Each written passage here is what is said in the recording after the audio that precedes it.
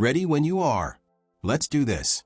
Ever wonder what happens when a brother tries to lend a hand to an older lady getting on a plane, only to be treated like he's some kind of menace? Well, he just quietly walked away that time, but get this. He showed up at that exact same gate a week later. And what happened next? It totally flipped the script on who really has the power and what's fair. You ever see a guy do a real solid, something good from the heart, and get his face rubbed in the dirt for it?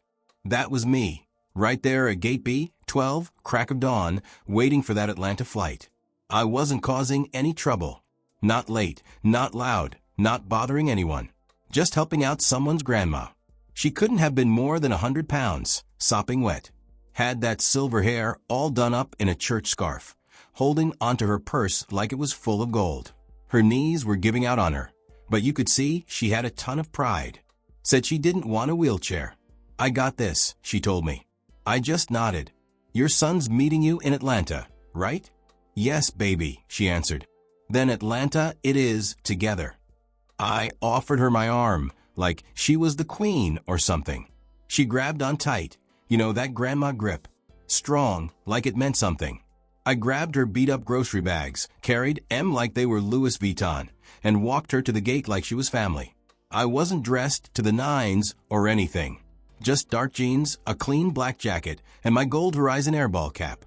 Nothing fancy. Just enough so people knew I belonged. But some folks just see the color of your skin, and that's all they care about, no matter what your hat says. Then she shows up, stomping around like she owns the whole dang airport. Tall, white blonde. That corporate Barbie type that cares more about rules than people. She marched right up with a clipboard clutched to her chest and a frown that could cut steel. Sir, you can't be standing here, she says, eyes going back and forth between me and the old lady like we were going to blow the place up. And you definitely can't escort someone to the gate. It's against the rules. I'm blinking, like I'm not escorting her, I'm helping her out. Her knees are bad, and we have people for that, she snaps, cutting me off. You need to leave the boarding area. Now. I looked down at the old woman, still holding my arm, then back at this lady. Ma'am, I said back away, she barks, like I was trying to sneak a bomb on the plane. Then she turns to the old woman, all sweet and fake. Ma'am, are you able to walk on your own? The old lady's eyes got big. She looked up at me, then back at the attendant. He's helping me, she whispered. He's kind. He's interfering. The attendant snaps, voice getting louder. He needs to leave this area. Now, before I could even say a word, she turns around and slams her finger down on that little intercom on the wall. Red light starts blinking. They called security. 2 guards started walking our way. And there I was, standing there, this woman clinging to me, and 2 uniforms heading towards us like I was. How's that for a start? Let me know what you think, and we can keep going. Like I was public enemy number 1. I knew what was up. This wasn't about keeping folks safe. This was about throwing around power, about control, about them looking at a man like me helping somebody's mama and thinking, he don't belong here. But trust me, what happened next? It changed everything. You ain't gonna believe how it all plays out. I wasn't even boiling mad yet. Not really. I was still trying to figure out how helping a frail old lady get to her gate turned into a whole dang security scare. That's when Officer Grady stepped in. One of those airport security dudes. You know the type. Big guy. Stands up straight. Face like he's about to tell you to turn down the music. He planted himself right between me and the gate, like he was guarding Fort Knox. Sir, you'll need to step away from the boarding area, he says. Flat, like a robot. Sounded like he'd said those words a million times and forgot what they even meant. I raised an eyebrow. Can I ask why that is? Disruption and interfering with boarding procedures. Hold on a second. Interfering? The old lady, still clinging to my arm like I was the only thing keeping her upright, looked up all confused and scared. Her voice was shaky, but she tried to talk over the noise. He's just helping me. But her words didn't mean squat. Not to them. Because help, when it comes from someone like me, always has strings attached. Suddenly, it needs a permission slip. Suddenly, it looks suspicious as all get out. The flight attendant, who still hadn't bothered to ask a single real question, lowered her voice just enough to sound professional. "Ma'am, we'll take care of you now." "Sir, please don't make things worse." Don't make things worse? I was making things worse. I could feel eyes on me now. All around. Passengers just frozen, staring. Phones came out. Cameras pointing. That tension was thick enough to cut with a knife. You could hear someone Che-Win gum 3 gates down. Everybody waiting to see if things were going to blow up. And, to be honest, I thought about it. I could have lost it. I could have raised my voice.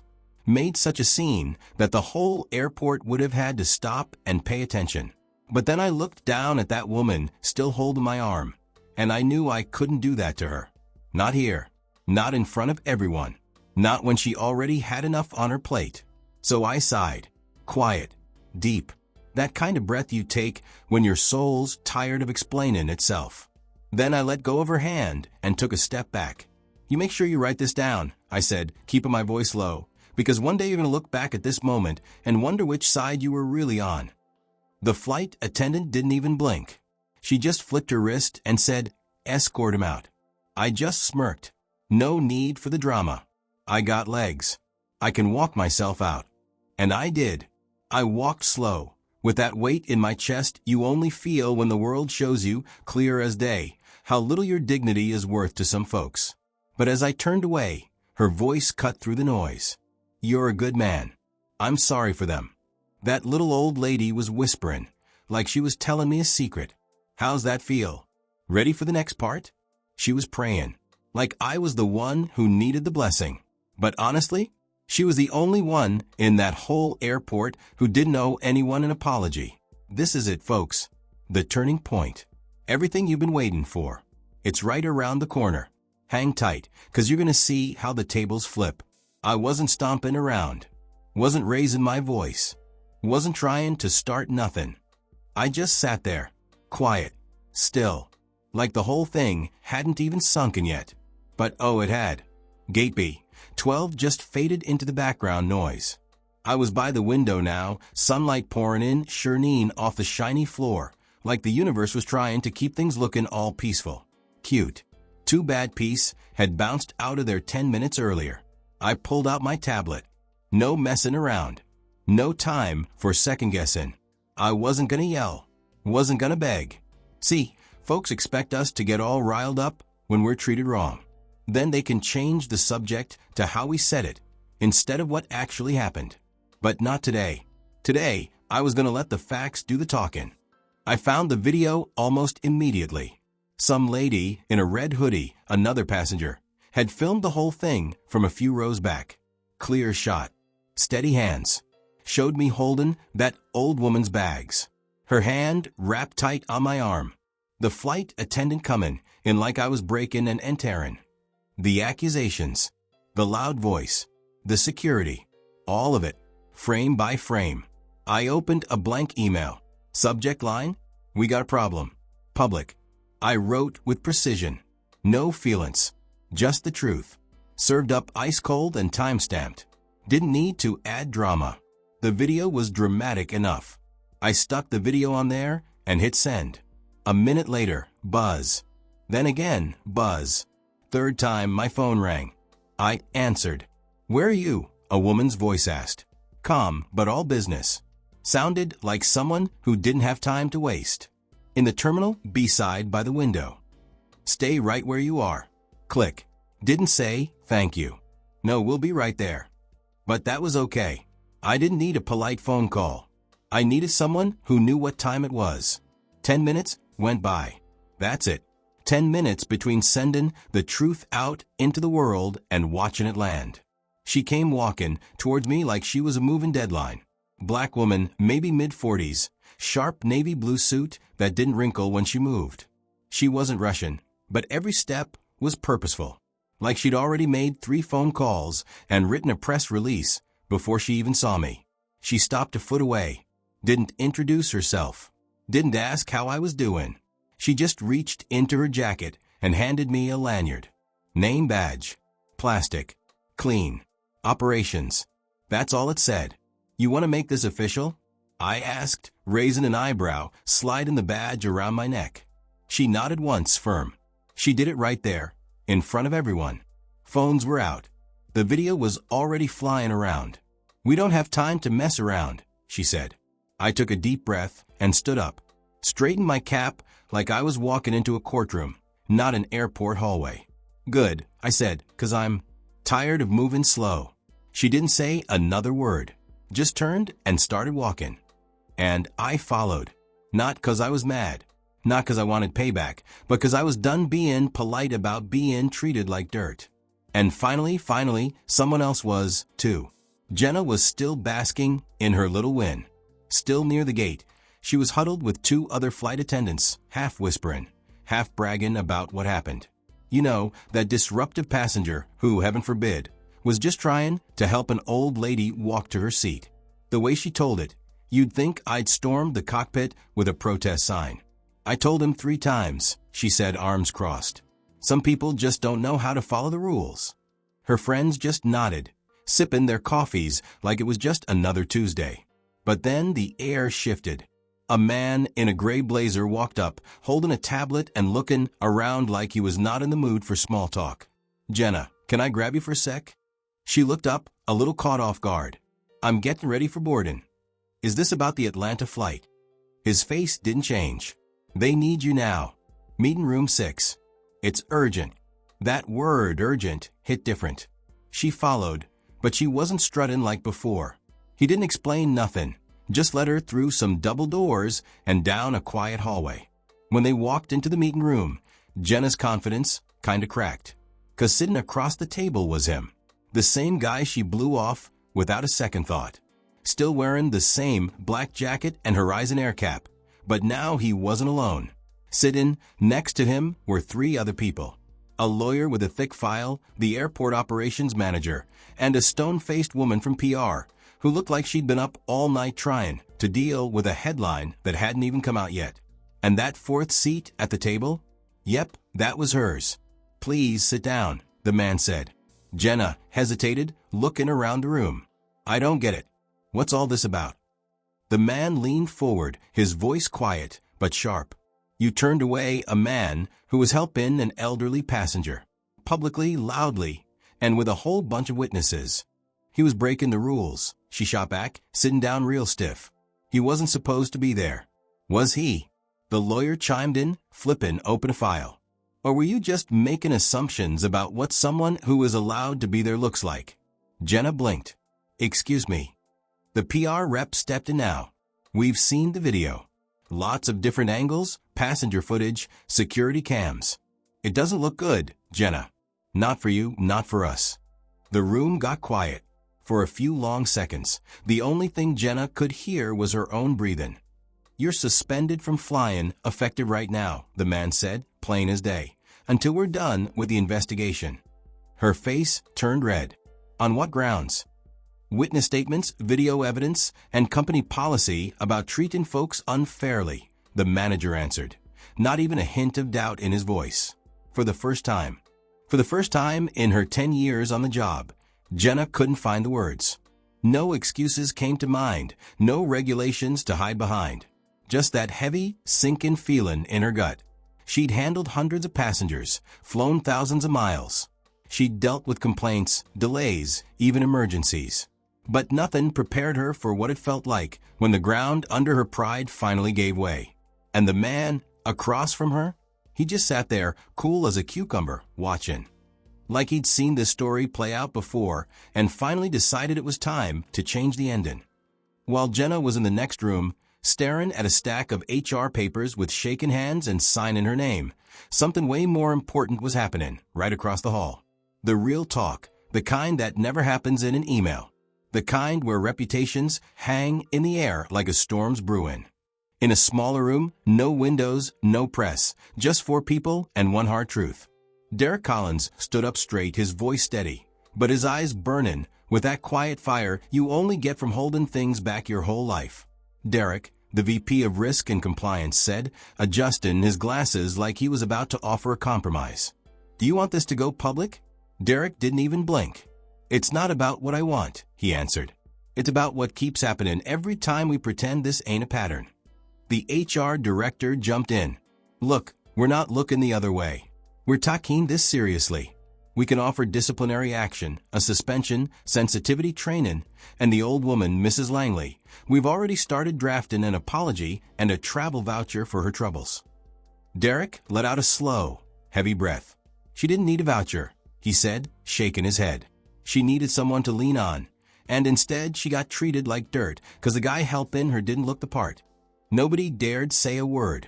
"She didn't see me as someone doing the right thing," he kept going, his voice getting harder. "She saw me as a problem, a threat, just because I was standing there with the wrong skin." "Derek," the PR director said, real careful, "what exactly are you a skin for?" He stopped, looked each of them in the eye. "I'm not a skin," he said. "I'm telling you, I'm handling this personally." Silence dropped like a hammer. This wasn't just anger. This was clarity. A man with power and a purpose. Deciding the conversation was over. The room stayed quiet for a long moment. Then the VP gave a nod, like he was giving up. The kind of nod you give when you know the person you're talking to don't need permission. They just need some room to work. Derek turned around, straightened his jacket, and walked to the door. He didn't raise his voice. He didn't need to. He'd already said the loudest thing in the building, and this time, nobody was going to shut him down. It hit at 7:08 a.m. sharp. Inbox. Subject line, mandatory internal update, immediate compliance required. Most folks on the Horizon Air Flight 682 team opened it without even thinking. Just another protocol memo? Another flight ops reminder? Same old. And that's the end of that section. Do you have more for me to work with? Same old, right? Wrong. The email wasn't from some mid-level nobody or a desk jockey. It came from the top. To all flight and ground staff, Flight 682, O'Hare to ATL. From Office of the CEO, Horizon Air. Subject, immediate action required. Passenger incident review. This morning, I met with the Vice President of Operations regarding the events that occurred at Gate B-12 involving Flight 682. As CEO of Horizon Air, I will be personally reviewing every detail of the incident. Effective immediately, all personnel involved in Flight 682, flight crew, boarding agents, and management, are required to complete a full-day training session on ethics, anti-bias protocols, and equitable passenger interaction. Let me be clear. Horizon Air will not tolerate behavior, intentional or unconscious, that compromises the dignity or safety of our passengers. We cannot allow personal prejudice to define professional judgment. This is not a PR response.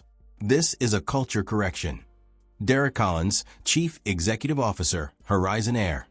Silence rolled through every break room, operation center, and gate desk like a slow-motion thunderclap. Some staff just stared at their screens, jaws hanging open. Others started whispering, real quiet, like the walls had ears. A few looked around, trying to find someone to tell them what they just read. There was no mystic in it. It wasn't just an email. It was a statement. Meanwhile, in a quiet living room across town, Jenna sat in her bathrobe, her coffee getting cold. She'd read the email 3 times already. 4th time now. Same lines. Same signature. She used to just forward these memos without thinking. But this one? She couldn't stop reading it. 'Cause this time, she wasn't just getting a copy. She was the message. By sunset, the internet had already picked sides. The video hit social media like a bolt of lightning. One clip, 36 seconds long, no edits, no voiceover. Just the straight footage. Jenna, standing tall in her uniform, her jaw tight, barking orders like she was guarding Fort Knox, not just a gate. And there was Derek. Calm, cool, helping an old lady while getting treated like he was breaking the law. At second 14, you could see her push his arm away. By second 23, the security guard stepped in. And by the time the clip ended, the damage was done. Horizon Air didn't wait. Their official account dropped a public statement under the post before the anger could even build. We thank those who aren't afraid to document injustice.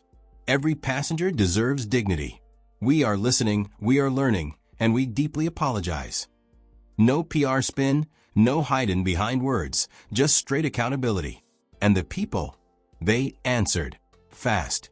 The comments went crazy, like someone threw a match in a dry field. My mother stopped flying, 'cause she said people looked at her like she didn't belong in first class. This gives me hope. My son's a... And that's the end of the rewritten passage. How do you like the way it turned out? I'm ready for any feedback or further instructions you might have. Pilot. He had to fight just to be treated fair. Seeing leadership step up like that feels like something's finally changing. About time someone in charge didn't look the other way. One by one, the stories started pouring in, some loud, some quiet, some full of pain. Black mothers, grandfathers, army vets, business travelers, college kids. All of them with some version of the same deal. Ignored, judged, dismissed, or worse, just for being born with the skin they got. Derek was at home, by himself, scrawling through all of it. Every comment, every share, every story. It hit him square in the chest. Not like a punch, more like a drumbeat, rhythmic, heavy, familiar. 'Cause he knew this wasn't just about him. It never was. It was about how often it happens, about how seldom anyone does anything about it. And now, for once, they were. He leaned back in his chair, eyes still glued to the screen, fingers hovering over the keyboard. He didn't type nothing, didn't have to. The people were doing the talking loud and clear, and for the first time in a long time, he felt like they were actually being heard. A week later, Derek Collins walked back into O'Hare like he had nothing to do with it. No cameras, no press, no announcements. Just him, hands in his pockets, cap pulled low, strolling through the same terminal where everything had gone wrong not so long ago. Same cold floors, same smell of that overpriced coffee and rolling suitcases, same gate, B12, churning up there on the sign like nothing ever happened. But everything had. This time, he wasn't helping nobody. No shaky grandmas, no security guards. He was just there, watching, breathing it all in, like a man finally getting back the space that once told him he didn't belong. And that's when he heard it. "Excuse me, sir." He turned around, young guy, still fresh from training. If you could tell by the shine on his shoes and how that ID badge was all askew. Nervous smile, got that hopeful energy that hasn't been squashed by all the red tape yet. "You're Derek Collins, right?" Derek just nodded once. "That's me. Everything okay?" The kid took a breath. It got stuck in his throat for a second. "I just wanted to say thank you. My sister, she worked for another airline. She got fired for sticking up for a passenger who was being treated bad. Nobody backed her up. Nobody even listened." He paused, swallowed hard. "But when we saw that video, when we saw how you handled it, she cried, man." She said, someone finally said it out loud, that kindness shouldn't be punished. Derek didn't smile right away. He didn't puff up his chest or nothing. He just looked that young man in the eye, nodding slow. Not 'cause he was proud, but 'cause of something heavier, something deeper, something he understood. "Tell her," he said softly. "She wasn't wrong. She just showed up a little early. But people like her, they set the stage." The young man nodded back, his jaw tight with emotion. Derek turned and kept walking. No rush, no place to be. Just that steady walk of someone who's already fought a fight and ain't trying to win every time. Just to change what the fight's about. He walked past gate B12. Nobody stopped him. No shouting. No suspicion. Just the quiet sound of people getting on their flights and bags rolling along. He glanced over at the gate, the same one where he was once treated like he didn't belong for just being a decent human being. And this time he smiled. Not 'cause he'd won, but 'cause now they knew who he was. And more important, he knew it too. Thanks for watching. Subscribe and like.